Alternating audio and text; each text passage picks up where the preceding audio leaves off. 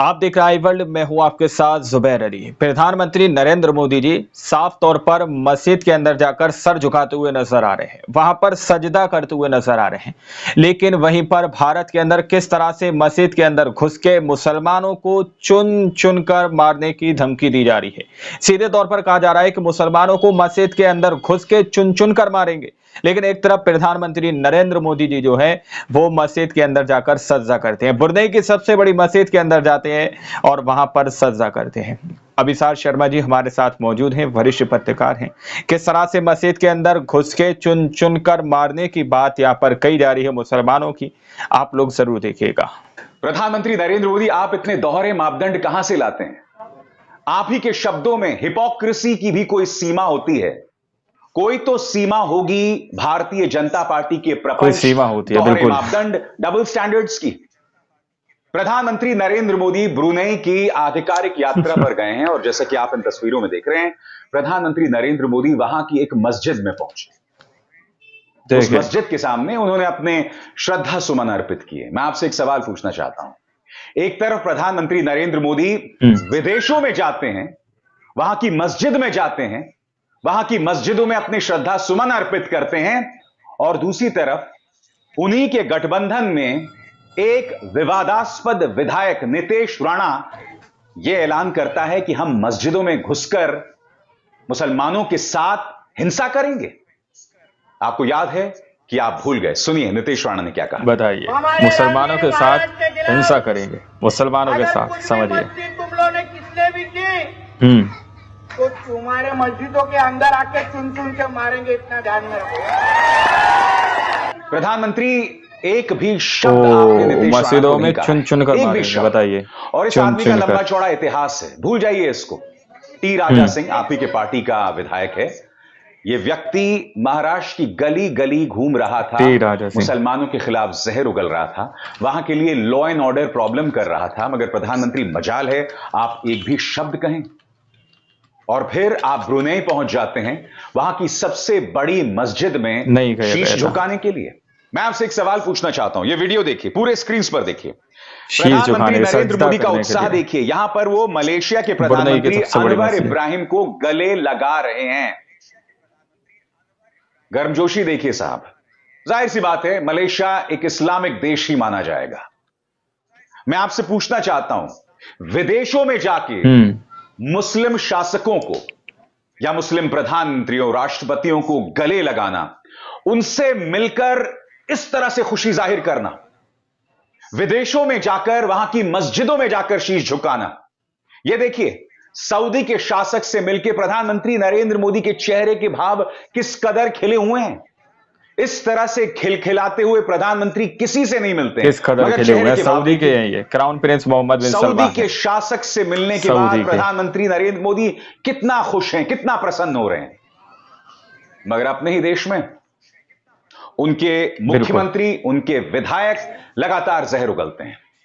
यह आपका मुख्यमंत्री हेमंत बिस्व शर्मा, लगातार ये व्यक्ति जहर उगल रहा है। प्रधानमंत्री, आपको क्या लगता है ये खबरें क्या विदेशों में नहीं जाती हैं? जिन देशों में जाकर आप मस्जिदों के सामने सिर झुका रहे हैं, श्रद्धा सुमन अर्पित कर रहे हैं, क्या वहां पर आपको नहीं लगता है कि लोगों को पता है कि आपके मुख्यमंत्री क्या कहते हैं? हेमंत बिस्व शर्मा के विवादास्पद बयान देखिए।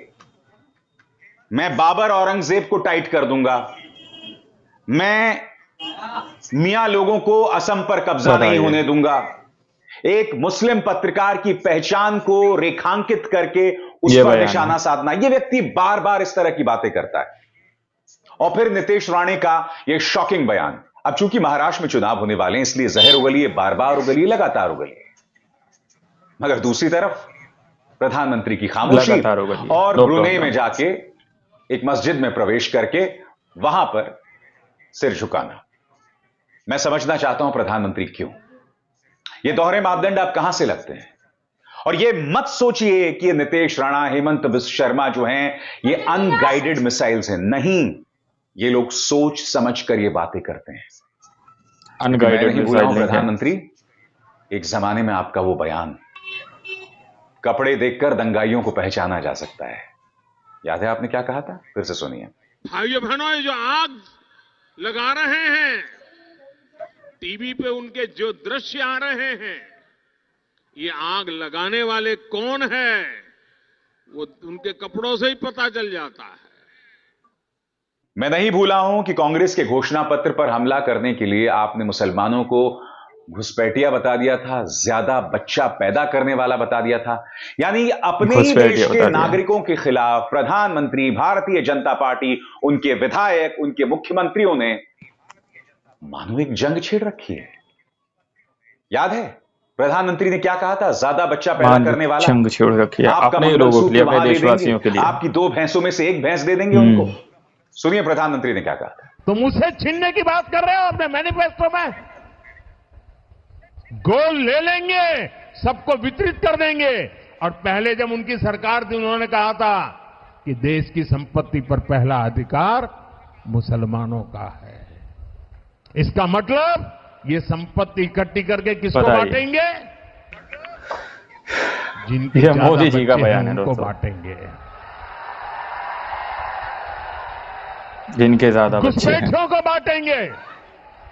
क्या आपकी मेहनत की कमाई का पैसा घुसपैठियों को दिया जाएगा? आपको मंजूर है? ये कांग्रेस का मैनिफेस्टो कह रहा है कि वो माताओं बहनों का सोने का हिसाब करेंगे, उसकी जड़ती करेंगे, जानकारी लेंगे और फिर उस संपत्ति को बांट देंगे। और उनको बांटेंगे जिनको मनमोहन सिंह जी की सरकार ने कहा था कि संपत्ति पर पहला अधिकार मुसलमानों का है। भाइयों बहनों, ये अरबन नक्सल की सोच। ये मोदी जी का बयान है, किस तरह से मोदी जी बात करते हैं। ये आपका मंगल सूत्र भी बचने नहीं देंगे, यहां तक जाएंगे, मैं कहने आया हूं। इसलिए ये बहुत दोहरे मापदंड लगते हैं दोस्तों। एक तरफ इस तरह के बयानात, दूसरी तरफ मस्जिद में जाना, या फिर मलेशिया के प्रधानमंत्री से इस तरह से बाहें फैलाकर मिलना, या फिर मोहम्मद बिन सलमान के सामने इस तरह से चेहरे पर हंसी के भाव देखिए। मैं फिर समझना चाहता हूं प्रधानमंत्री, ये दोहरे मापदंड कहां से लाते हैं आप? क्या कहा था आपने हिपोक्रेसी के बारे में? हिपोक्रेसी की भी सीमा होती है। हां, हिपोक्रेसी की भी कोई सीमा होती है। हिपोक्रेसी की भी सीमा होती है, भी कोई सीमा होती है। प्रधानमंत्री, अब सोच को बदलना पड़ेगा। अब नहीं हो सकता, सोच को बदलना पड़ेगा। अब ये जो जहर है समाज को बर्बाद करके छोड़ रहा है। सोच को बदलना पड़ेगा। कभी एक ट्रेन के अंदर महाराष्ट्र में धुले एक्सप्रेस में एक बुजुर्ग मुसलमानों को बेरहमी से पीटा जाता है।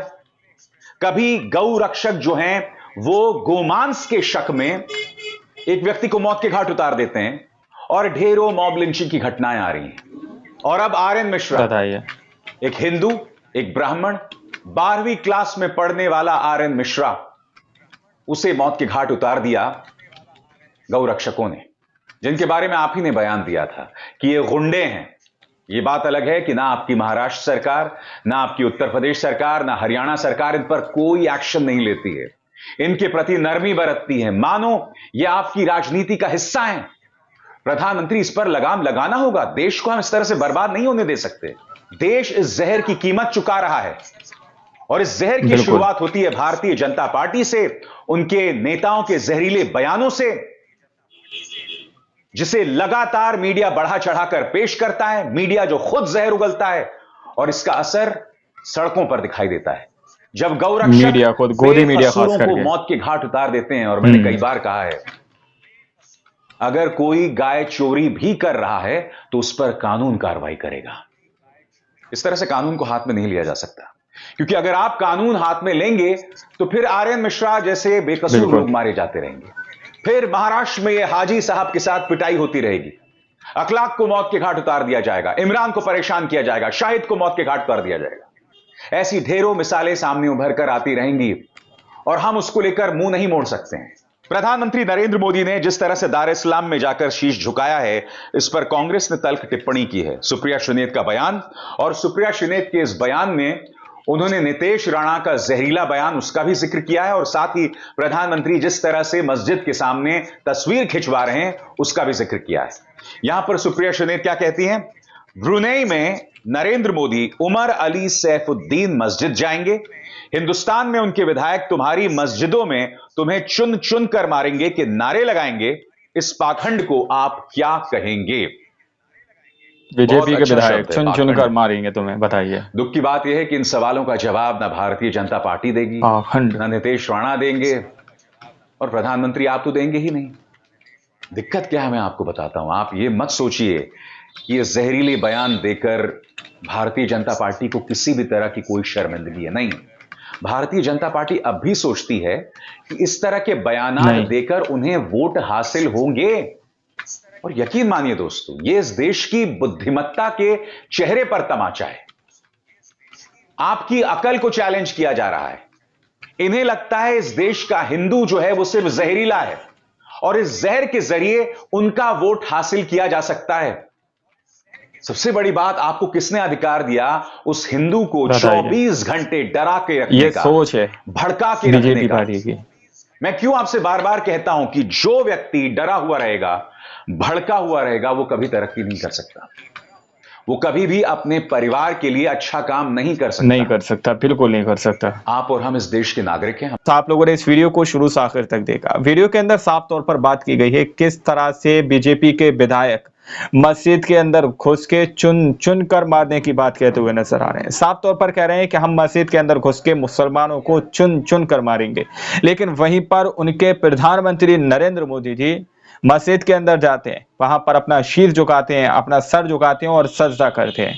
तो यहाँ पर सीधे तौर पर बात कही जा रही है कि हिपोक्रेसी की भी कोई सीमा होती है दोस्तों, दोहरे मापदंड की भी कोई सीमा होती है कि एक तरफ आप मुसलमानों को गले लगा रहे हैं, विदेश के मुसलमानों को, दूसरी तरफ अपने ही देश के मुसलमानों के लिए आप ऐसी बात करते हैं कि ज्यादा बच्चे पैदा करने वाले घुसपैठिए। इस तरह की बात प्रधानमंत्री नरेंद्र मोदी जी ने कही थी। यह सारी तस्वीर हमने आप लोगों के सामने रखी है। गोदी मीडिया आप लोगों को नहीं दिखाएगा कि किस तरह से गौ रक्षा के नाम पर मुसलमानों को टारगेट किया जाता है। कभी ट्रेन के अंदर, कभी घरों के अंदर घुस के, तो कभी खाने की चीजों की तलाशी ली जाती है। इस तरह से मुसलमानों को अपने ही देश के अंदर प्रताड़ित किया जा रहा है और उनको मौत के घाट उतार दिया जाता है। ये तस्वीरें अपने आप में बहुत बड़े सवाल खड़े करती हैं, लेकिन इनके जवाब कौन देगा दोस्तों? क्योंकि मीडिया, गोदी मीडिया जो है अभी भी नफरत फैलाने में लगा हुआ है। इस रिपोर्ट में फिलहाल इतना ही। बाकी आप लोग क्या सोचते हैं, क्या समझते हैं, अपनी राय को कमेंट सेक्शन में हमें जरूर दीजिएगा। मिलते हैं अगली वीडियो में, जब तक के लिए अपना ख्याल रखिएगा।